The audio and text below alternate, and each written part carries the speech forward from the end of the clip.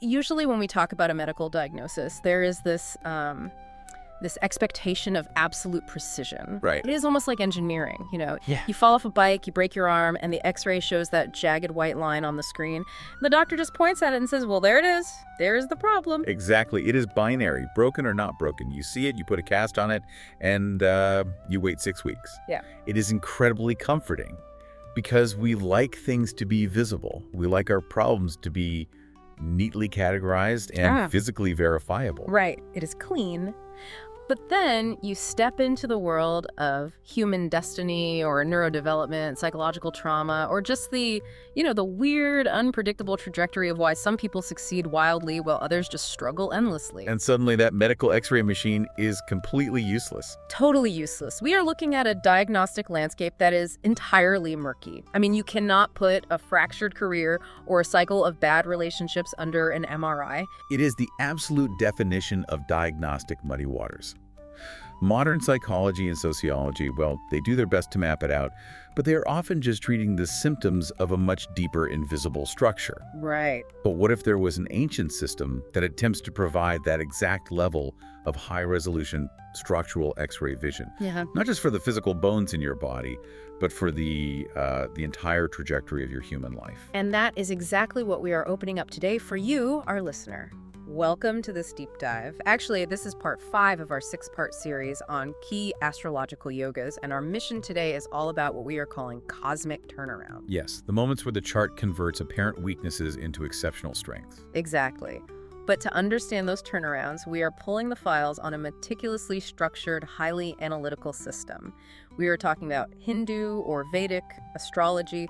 Specifically, we're relying on the foundational texts, the rigorous mathematical translations, and the lifetime of research compiled by the renowned astrologer K.N. Rao. And we really need to establish right away what this is not. Good point. If you are listening to this and thinking of the superficial pop culture idea of fortune telling, like reading a vague sun sign horoscope in the back of a fashion magazine, you have to completely throw that concept out the window. Yeah, toss it out. What K.N. Rao details in his work is a rigorous, deeply mathematical, and intensely psychological framework. Yeah, reading these sources, I realize this is practically an entirely different discipline from what most people think of when they hear the word astrology.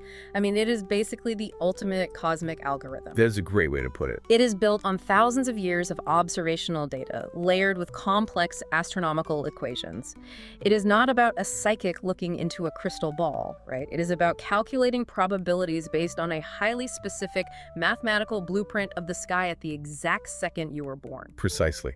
It is an algorithm of probabilities. Yeah. And to understand how this algorithm actually computes the grand timeline of human destiny and how we get to those massive turnarounds we are going to cover today, we cannot just jump to the predictions. Right, we have to build the foundation. Exactly. We have to start with the fundamental building blocks of the system. We have to look at the physical architecture of the sky. So let's establish this architecture, because we are not just talking about planets floating randomly in empty space. The sources describe the zodiac as a 360-degree circle, right? Correct. Imagine standing on Earth and looking out at the path the sun appears to take across the sky throughout the year. Okay, tracing that line. That path is called the ecliptic. Now, take that 360-degree belt of space around the Earth and neatly slice it into 12 equal sections of 30 degrees each. Like slicing a massive cosmic pizza. Exactly like that. These 12 30-degree slices are the houses, or rashis: Aries, Taurus, Gemini, all the way through Pisces. This is the cosmic real estate. Got it. But the most important anchor point of this entire system, the thing that makes your chart completely unique to you, is what is happening on the eastern horizon at the exact minute of your birth. The ascendant, or the Lagna, as the texts call it. Yes, the Earth is spinning. So every 2 hours, a new 30-degree slice of that zodiac belt rises over the eastern horizon. Right, because the Earth rotates. Whichever constellation was rising in the east at the exact minute and location you were born becomes your first house, your Lagna. It represents you, your physical body, and your entry into the world. The rest of the 11 houses then lock into place in order around the circle. Okay, so we have the houses, the real estate. But houses need tenants, and the tenants are the planets. Right. But here is the crucial part that the sources focus on, and this is where it gets really interesting. These planetary tenants are not static, and they do not behave the same way in every house. As they transit through these 12 houses, they experience different states of what the texts call dignity. Dignity is a great word for it because it translates to how comfortable, powerful, or happy a planet is based on whose property it is currently visiting. Their power level changes dramatically based on their environment. It is like going to different people's houses in real life. I mean, in some houses, maybe your really close friend's house, you feel like an absolute boss, completely at ease. Yes, very comfortable. But in a stranger's house, or a house where you do not speak the language, you feel totally out of place, restricted, and you just want to hide in the corner. You are the same person, but your expression is totally altered by the environment. That is a perfect structural analogy. And the system categorizes these states mathematically. The absolute highest state of planetary dignity is called exaltation, or deepta, which literally translates to supreme power or illumination. Supreme power, wow. Yes. When a planet is exalted, it is operating at its absolute maximum voltage. It gives courage, valor, and pushes a person toward high positions. But it is not just a vague feeling. The texts give us very specific mathematical rules for this. For example, the sun is exalted in Aries, but not just anywhere in the 30 degrees of Aries, right? Right. It is specifically exalted up to the 10th degree of Aries. The moon is exalted in Taurus, but only up to the 3rd degree. And that level of precision is what separates this from casual astrology. The math really matters here. If your sun is at 9 degrees of Aries, it is in a state of supreme exaltation. It's peaking. Exactly. If it is at 12 degrees, it is still very strong, what the text calls multrikona, the second best condition. But it has crossed the peak threshold. Below that, the third best condition is when a planet sits in its own house. Which is like sitting in your own living room. Yes. You are comfortable, your resources are your own, and generally favorable results manifest. Okay, let's unpack this, because then we get to the opposite end of the spectrum. The bottom of the barrel. Debilitation. Yes, Nietzsche. The texts say a debilitated planet is generally unfavorable, but I want to pause here and look at this critically because my instinct is to push back on the idea that debilitation is strictly a bad thing. How do you mean? Well, if an exalted planet is basically like a CEO sitting in their massive corner office, effortlessly commanding the room, is a debilitated planet just that same CEO suddenly forced to work down in the mailroom? That is a very interesting way to look at it. Like, yes, it is awkward, they are struggling, they have no authority, they probably hate it. But isn't it possible they actually learn some necessary humility down there? They learn how the foundation of the building actually works. I am so glad you brought that up because that is not just a modern psychological reframe. That is explicitly supported by the classical texts. K.N. Rao notes that a debilitated Saturn or a debilitated Mars, for instance, specifically imparts humility to the individual. So it's not a curse. No, it is a structural handicap. A debilitated planet is not inherently evil or broken. It is a specific type of energy operating in an environment that heavily restricts its natural, easiest expression. It forces a workaround. Exactly. It forces a different, often more painful kind of growth that requires adaptation. And the sources give this amazing, highly visible case study of how this plays out over a lifetime. They contrast Queen Elizabeth and her son, Prince Charles. Now, keeping in mind, we were just looking at this as pure, objective astrological data to see the mechanics at work. Queen Elizabeth has an exalted sun in Aries in her birth chart. And remember what the sun represents in this system. Royalty, regal splendor, government, and unquestioned administrative authority. We're at the ultimate boss energy. In her chart, the ultimate symbol of royalty is sitting in its absolute highest state of mathematical power. And look at her life. She embodied that supreme, enduring, unshakable authority from a very young age until the day she died. It was effortless power. But then you look at the chart of her son, Prince Charles. His sun is debilitated in Libra. It is at the exact opposite end of the spectrum. And that is mathematically how debilitation works. Exalted planets get debilitated in the exact opposite house, exactly 180 degrees or 7 houses away. The sun reaches its peak in Aries, so it hits its lowest point of power in Libra. And for Prince Charles, you see a life where that solar authority, that innate regal splendor, was constantly delayed, questioned, heavily scrutinized, and restricted. Very much so. He literally spent decades waiting in the wings, dealing with intense public criticism and personal struggles.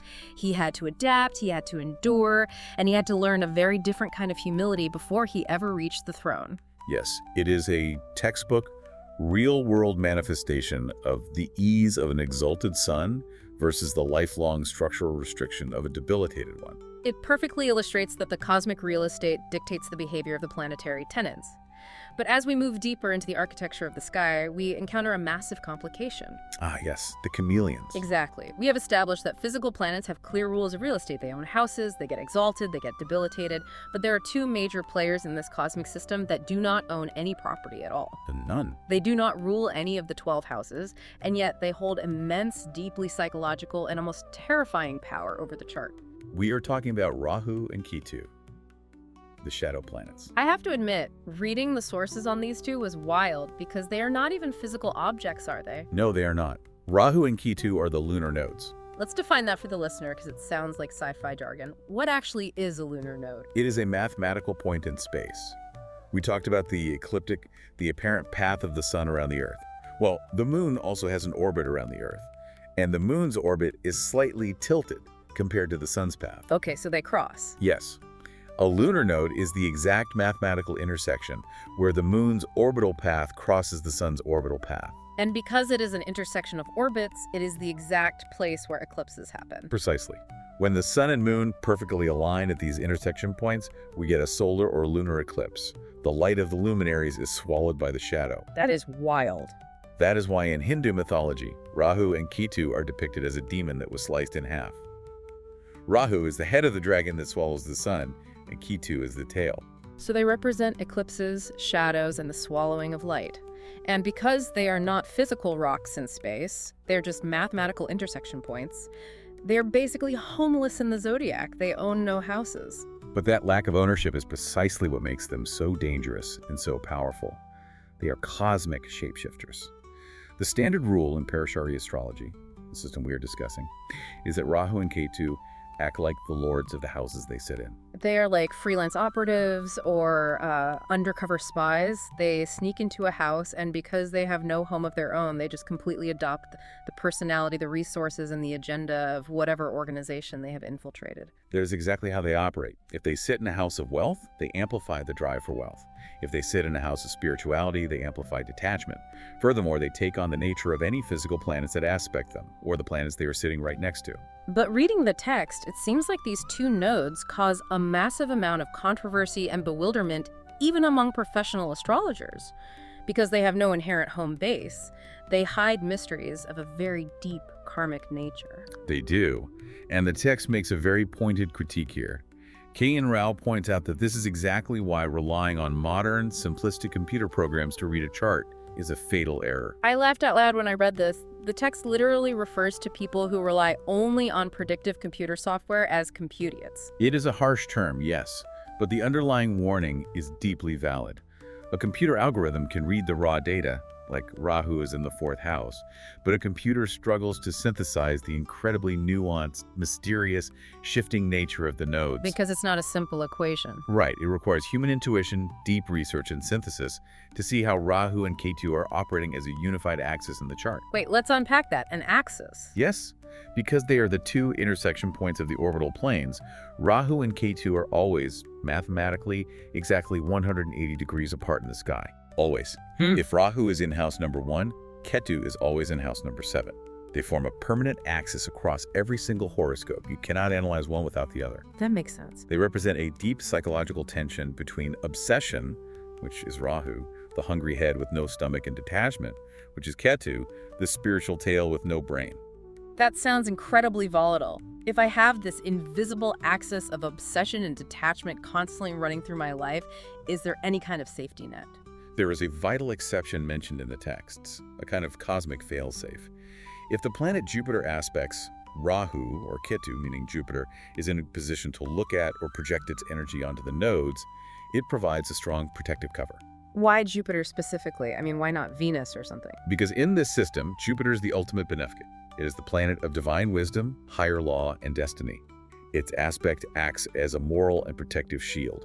It neutralizes the more chaotic, shadowy tendencies of the nodes and forces them to yield very good, constructive results. It basically puts a wise mentor in the room with the undercover spies, keeping them in line.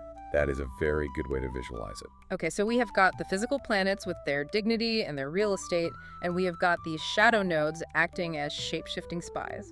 We have established how the pieces operate individually, but the real magic of this system, and frankly, the real tragedy of it, happens when these forces start forming alliances, when they combine. Which brings us to the actual architecture of human destiny, the yogas. Now, when most listeners hear yoga, they think of downward dog and stretching. But in Sanskrit, the word yoga means something very different in this context. Yes, yoga simply means union or combination. In astrology, a horoscope is essentially a complex web of mathematical alliances between these planetary forces. A single planet rarely acts entirely alone. It is always in union with others. And the most sought-after alliances in the entire system are the Raja Yogas, the combinations that promise massive rise, power, government authority, and success.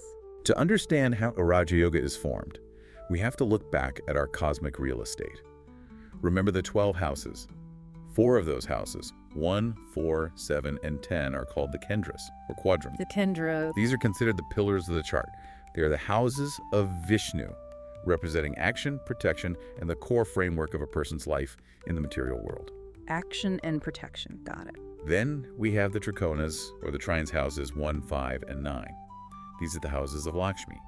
They represent prosperity, luck, deep intelligence, and spiritual merit. So the formula for a Raja Yoga is basically a team-up. When the Lord of a Kendra, a planet of protection and action, forms an alliance with the Lord of a Trikona, a planet of prosperity and luck, boom, you get a Raja Yoga. Precisely. It is a structural combination that elevates the entire chart.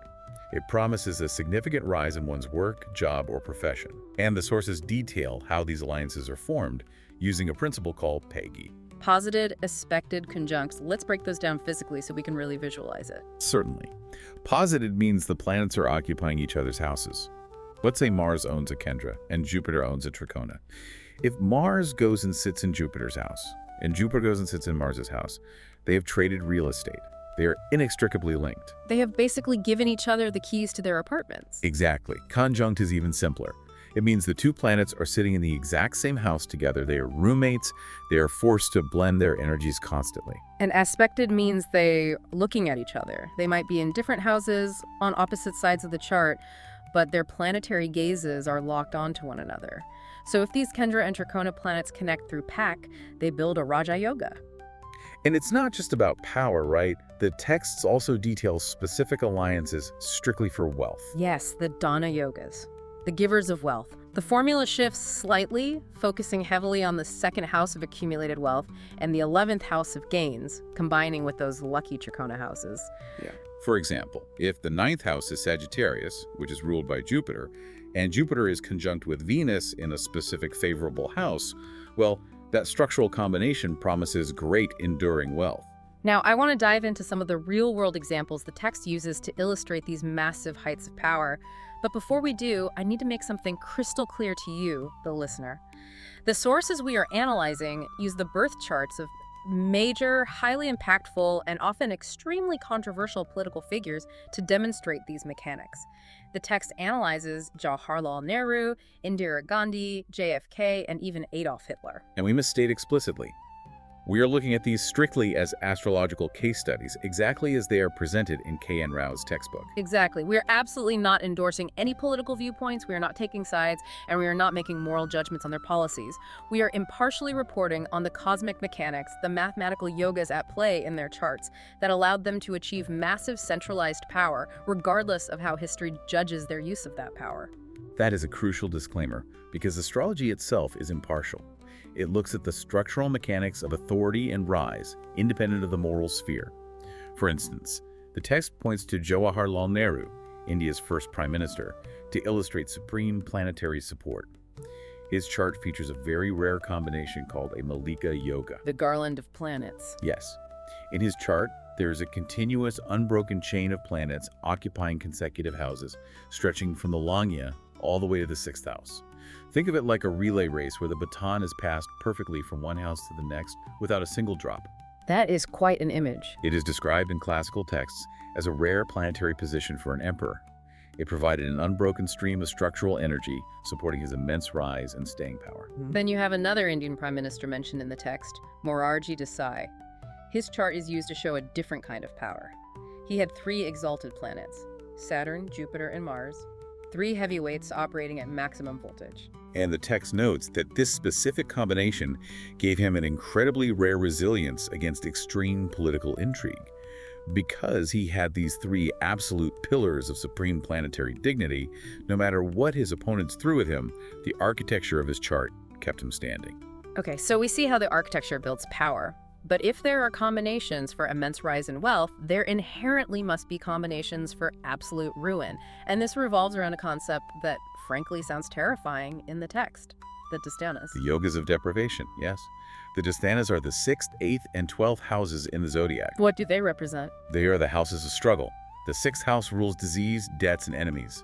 The 8th house rules chronic obstacles, sudden shocks, and transformations. The 12th house rules loss, isolation, hospitals, and ruin. So all the hard stuff. Very hard. If the lord of your ascendant, the Lagna lord, which represents your very self and your physical vitality, is placed in the 12th house of loss and is conjunct with a malefic planet, the text says it creates a catastrophic structural flaw. It points to immense physical suffering, absolute ruin, and insurmountable obstacles. Okay, I have to stop you there because when I was reading the section, I started thinking, well, if I look at my chart or a listener looks at their chart and they see planets stuck in these terrible Dusthana houses, are they just doomed? Is your life just a guaranteed mathematical sentence of poverty and suffering? But then the text introduces this absolute mind-bending exception and it completely shifts the paradigm. You are referring to the cosmic turnarounds. Yes, which is exactly the focus of our deep dive today, part 5 of our series. Because if you have been following the logic of these alliances, this is where a chart takes an apparent, devastating weakness and mathematically converts it into an exceptional, almost unbeatable strength. I want to spend some real time on this because it is fascinating. It really is. Okay. There are two primary turnarounds the text focuses on. The first is the Vipreet Raj Yoga, which translates to the inverse power yoga, and the second is the Neech Bhanga Raj Yoga, which translates to the cancellation of debilitation. Let's start with the Vipreet Raj Yoga. Break down the mechanics of this because it seems to violate the fundamental rule of ruin we just talked about. It does appear to violate it, until you look at the underlying logic.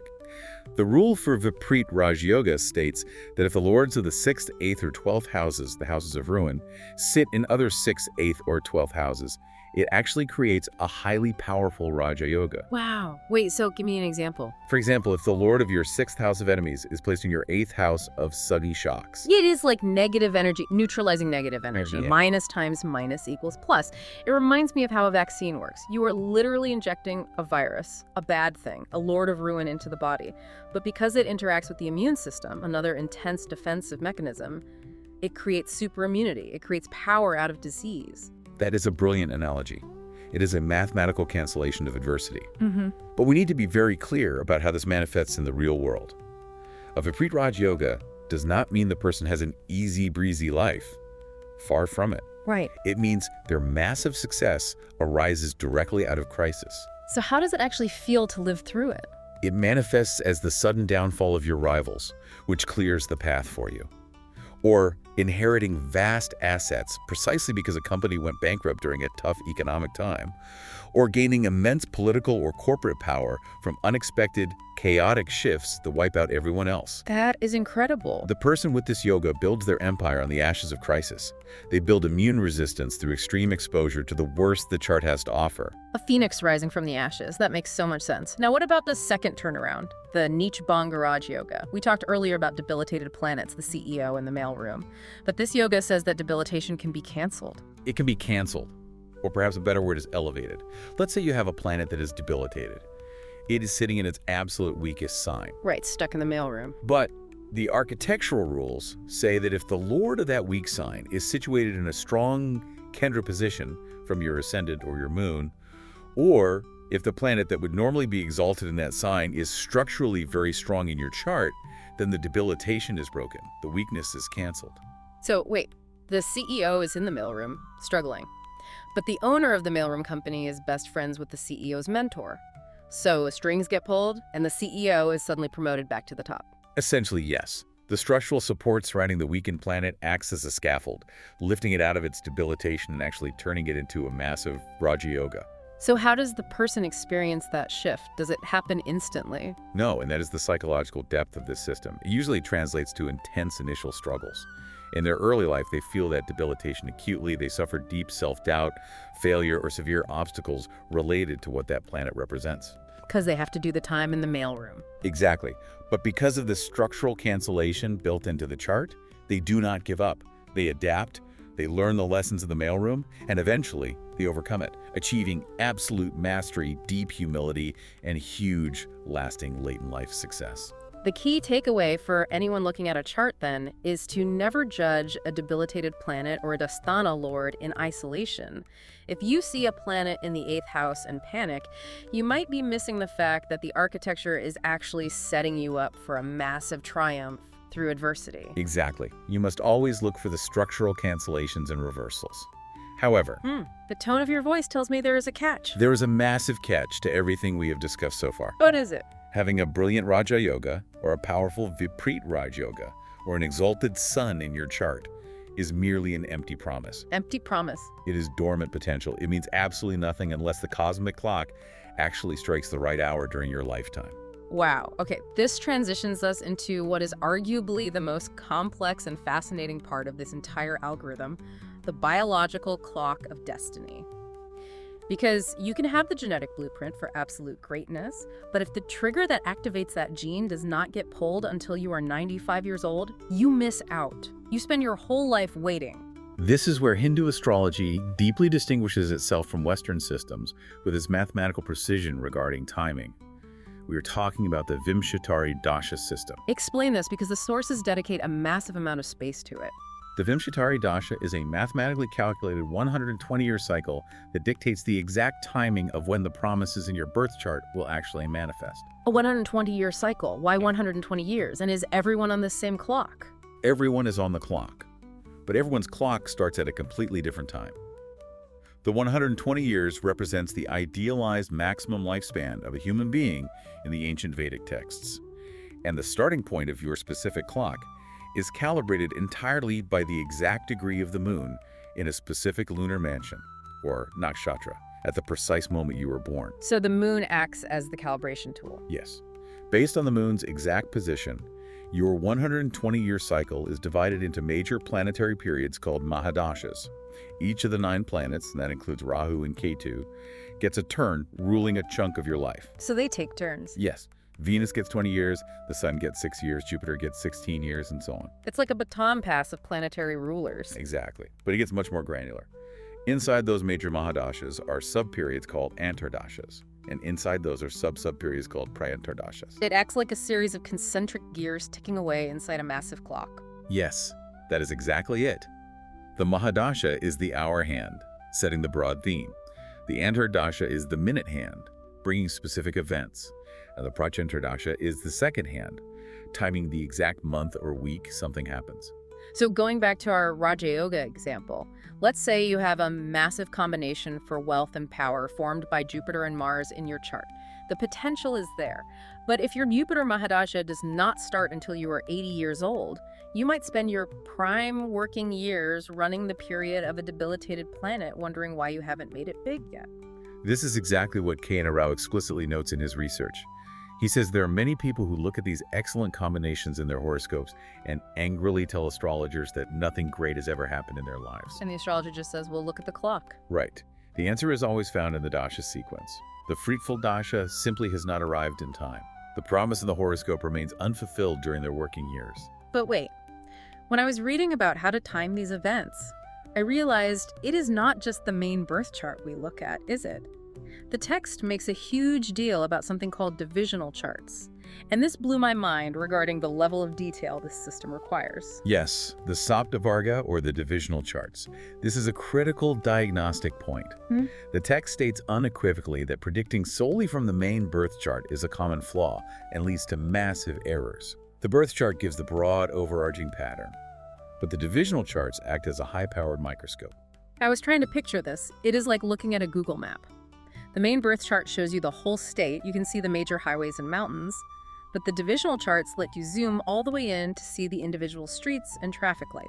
That is exactly how they function. And mathematically, they're derived by dividing the 30-degree houses into smaller and smaller fractions. For example, you have the Navamsha chart. Nav means 9. This chart divides every single 30-degree house into 9 equal slices of 3 degrees and 20 minutes each. That is incredibly specific. What does zooming in that far tell you? The Navamsha is used for assessing the true underlying strength of a planet, and it is the primary chart for analyzing marriage and partnerships. Then you have the Dwadashamsha, which divides the house by 12, used specifically for analyzing matters related to your parents.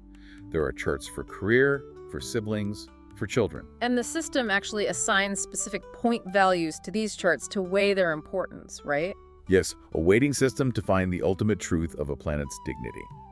The main birth chart is worth 3.5 points in this specific calculation. The Navamshas were 3 points, but the Shashtyamsha, which is the chart created by dividing a house into 60 microscopic slivers of half a degree each, is worth 4 points. Wait, I need to make sure I understand that. The microchart, the one divided into 60 pieces, is actually worth more points for accuracy than the main birth chart.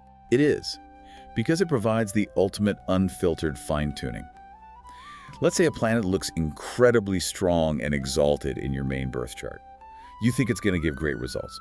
But if you zoom in, and that same planet is debilitated in the Navamsha and severely afflicted in the Shashtyamsha, its apparent strength in the main chart is an illusion.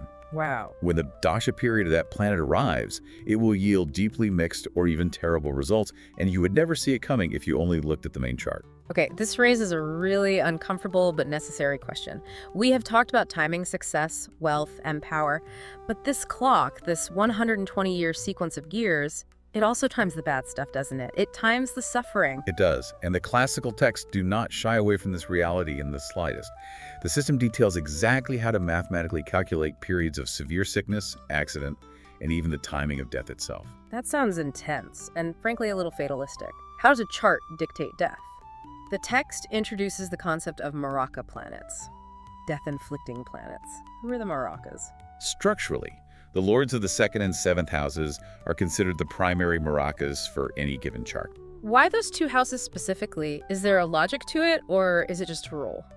There is profound mathematical logic to it based on the houses of longevity. In this system, the 8th house represents your longevity. The rule in astrology is that the 12th house from any house represents the loss or destruction of that house. Okay, so if the 8th house is my longevity, count 12 houses away from the 8th.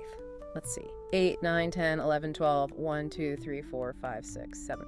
The 7th house. So the 7th house represents the loss of longevity. Exactly. Furthermore, the 3rd house is also considered a house of longevity. Count 12 houses away from the 3rd, and you land on the 2nd house. Therefore, the 2nd and 7th houses are structurally the killers. They drain the life force. That is mathematically very elegant, actually. It is. The text outlines a strict potency order. The 2nd lord is the strongest killer, then the 7th lord, and then any malefic planets occupying those houses. So what happens when the clock strikes midnight? If the Vimshatari Dasha of a highly empowered Maraka planet arrives, and it aligns with a structurally weak period in your divisional charts, and the transiting planets in the sky at that moment align poorly, well, it creates a period of severe physical danger, severe illness, or passing. And the sources use a very famous Western figure to illustrate how accurately this clock times both the rise and the fall. They use John F. Kennedy's chart. Yes. The text notes that the Kennedys were essentially the closest thing America had to royalty, much like the Nehru dynasty in India, romanticized figures providing a substitute royalty. JFK's main birth chart was packed with powerful yogas, but the author points out that you could see his broad life pattern, the massive wealth, the regal status, and the tragic, sudden end without even looking at the microdegrees. But when you do look at the microdegrees and you apply the Dasha clock, it gets eerie. The exact timing of his meteoric rise to the presidency and his assassination in Dallas aligned with absolute chilling precision to his Vimshatari Dasha scheme. The gears of his chart clicked into a highly activated Maraka period, a death-inflicting sub-period, perfectly synced with structural weaknesses in his divisional charts at that exact time in his life. It is sobering. Honestly, it is a lot to process. To think that our life events, right down to the exact timing of our greatest career triumphs and our ultimate passing, might be meticulously scheduled by these interlocking planetary gears, which forces us to confront the elephant in the room. If you are listening to this, you're probably asking the biggest philosophical question of all right now. Which brings us to the foundational philosophy of the entire system: astrology, karma, and free will. Because if the clock is ticking and the events are scheduled and the Raja Yogas are locked in at birth, are we just actors reading lines? What is the point of trying? What is the point of ambition or therapy or hard work if the script is completely pre-written? To understand how Hindu astrology resolves that paradox, we have to look at the absolute foundational premise of the system. This algorithm is not based on a single, isolated lifetime. It is fundamentally tied to the concept of reincarnation and karma phala. Karma phala, the fruits of past actions. Precisely. In the architecture of the horoscope, the fifth house specifically represents the spiritual merit and the actions of a person's immediate past life. The ninth house represents the spiritual merit of the father in the present life and the deep past. The chart you were born with is not a random roll of the cosmic dice. It is the receipt for what you did before. Yes. It is the direct mathematical manifestation of the karmic ledger you built in your previous incarnations. Your chart is simply the balance sheet of your past actions coming due in this timeline. And the text does not just treat this as a vague spiritual metaphor. It gives some really specific, highly documented, and honestly almost haunting examples of how this past life karma bleeds into the present life, both physically and psychologically. It does. K.N. Rao details several documented instances of reincarnation to prove the point. There is the case of a woman named Kumkum Verma. She was born with distinct physical marks on her earlobes that exactly matched where her ears had been pierced in her previous life. But more importantly, the psychological carryover was intense. In her past life, she had been poisoned by relatives, but she had kept a pet cobra that she loved. And then what happened in her new life? At age 4 in her new life, a highly venomous cobra fell from a tree at her school. While all the other children panicked and ran, she calmly walked up to it, patted its hood, and cuddled it. Wow. The snake, rather than striking, calmed down, recovered, and slithered away. The text presents this as a direct carryover of a samskara, a deep psychological imprint from the previous life, visible in the astrological chart. There is another story in the text about a little boy, Gopal Gupta, who refused to touch a cup that someone else had used. He claimed it was polluted because he was a high-caste Brahmin in his past life, even though his current family wasn't. He retained the exact psychological prejudices of his former self. And this is where the author makes a very bold, controversial claim. The text presents astrology as a diagnostic tool for the human soul that is actually superior to modern psychology. Yes, that is a significant claim. The argument presented is that modern psychology only treats the present life symptoms of a mental block. It asks about your childhood in this life. Astrology, however, claims to diagnose the karmic root cause. If someone is suffering from a deep, inexplicable phobia that has no origin in this lifetime, the astrologer looks at the placement of Rahu, or afflicted planets in the 8th house, and identifies the past life trauma generating that fear. Okay, I have to push back on this. I understand the logic of the system, but I am struggling with the fatalism. Let me play devil's advocate here. If the chart is fixed at birth, if the karma is locked into the ledger, and the 120-year Dasha clock is ticking away ruthlessly, well, does free will actually exist? Or does free will just mean choosing our attitude toward the inevitable? Are we just choosing whether to smile or cry while the roller coaster goes down the predetermined track? Because if that is true, why try to improve? It is the most common critique of astrology, but the text is adamant about refuting it. K.N. Rao explicitly warns against fatalism. He argues that fatalism is a misinterpretation of the system. Yes, the birth chart shows the karmic tendencies. Yes, the Dasha clock shows the timeline of when those tendencies will manifest. The environment is set. But the individual still has absolute agency within that environment. The text literally says, through hard work, a person gets honor and dignity. So how do determinism and hard work actually coexist mathematically? It seems like a contradiction. Think of it this way. Astrology warns you that a massive thunderstorm is going to hit your exact location on Tuesday at 4 o'clock. That is the deterministic part. The karma is the storm. The dasha is the timing. You cannot stop the storm from arriving. But free will is your response to that data. Do you walk out into the storm in a t-shirt and complain that the universe is punishing you? Or do you use your free will to build a shelter, carry a heavy umbrella, and wear a raincoat? I love that. The storm is fixed, but your preparation is free will. Exactly. The text gives a beautiful example of a person running a terrible planetary period. They were frustrated, their career was blocked, they were experiencing deep isolation and setbacks. The storm was raging. But instead of surrendering to despair or anger, they used their free will to sublimate that negative energy. Sublimate it how? They channeled their forced isolation and frustration into intensely studying classical music and astrology. They took the heavy, restrictive, isolating energy of the planet Saturn, which was causing the blockage, and they consciously used it to build extreme discipline in a new area of study. They didn't change the weather, but they completely changed how they experienced it. They built a shelter of knowledge. So the chart is a map of our karma, but it is not a prison cell. It is a topographical landscape we have to navigate. Precisely. Good karma from the past brings good results easily in this life. You are walking on a paved road. But bad karma from the past simply means you are facing a steep, rocky mountain. You still have to climb it. It just requires intense hard work and the application of free will to overcome the obstacles the chart presents. Which brings us to a really profound realization as we wrap up this deep dive. When you pull all these complex threads together, the picture it paints is stunning. We started by looking at the physical planets, the sun, the moon, Mars, and how their cosmic real estate, their exaltation and debilitation, sets the foundational stage for our lives. We examine the shadowy intersection points of Rahu and Ketu, the undercover chameleons creating karmic tension and obsession across the axis of every chart. We looked at the architecture of destiny. The Raja Yoga is combining planets of protection and prosperity to build empires, and the yogas of ruin in the Dusthanas. But more importantly, we looked at the cosmic turnarounds, the Vipreet Raj Yoga and Neech Bhanga Raj Yoga, where the universe mathematically converts our deepest weaknesses, our failures, and our crises into our absolute greatest strengths, acting like a cosmic immune system. We saw how the Vimshatari Dasha system acts as the 120-year biological clock, triggering these promises exactly on schedule, using divisional charts as a high-powered microscope to find the truth hidden beneath the main chart, temming everything from our greatest rise to our ultimate exit. And finally, we zoomed all the way out to see that this entire mathematical machine, this massive celestial algorithm, is actually just a mirror reflecting our own soul's journey across lifetimes. It is not fortune-telling. It is an incredibly complex diagnostic tool for our own karmic evolution. It asks us to look at our lives, including the delays, the debilitations, and the suffering, not as a series of random, cruel accidents, but as a perfectly calibrated, mathematically precise curriculum designed specifically for our spiritual growth. And that leaves you, the listener, with a final, lingering question to ponder as you go about your day. Something that kind of shifts the ground under your feet, if you really think about it.